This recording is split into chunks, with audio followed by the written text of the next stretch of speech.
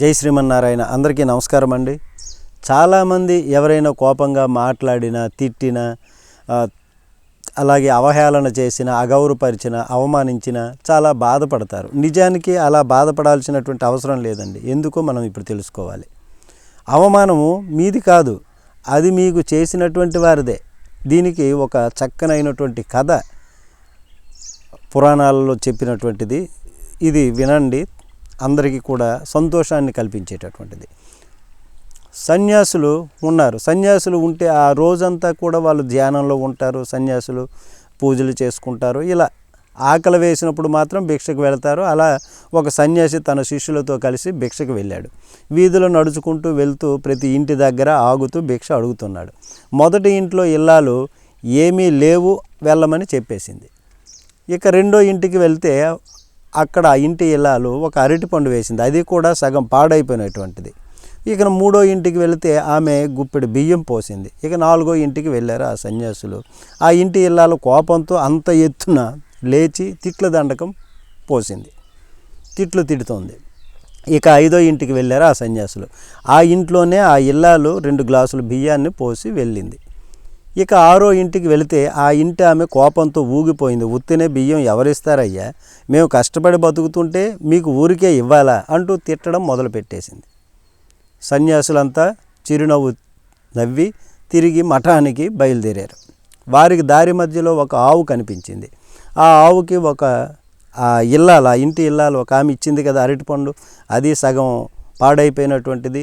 దాన్ని ఆవుకి తినిపించారు. తిరిగి మఠానికి వచ్చి భిక్షగా వచ్చినటువంటి బియ్యాన్ని వండుకొని తిన్నారు. ఒక శిష్యుడు అన్నం తినకుండా చాలా బాధగా కనిపించాడు. వెంటనే గురువు వెళ్ళి ఏమైంది నాయన అని అడిగితే దానికి ఆ శిష్యుడు అన్ని తిట్లు, శాపనార్థాలు, కోపాలు ఎలా భరిస్తామని అడిగాడు. అవన్నీ గుర్తొచ్చి బాధ అనిపిస్తుందని, అందుకే అన్నం తినడం లేదని చెప్పాడు ఆయన.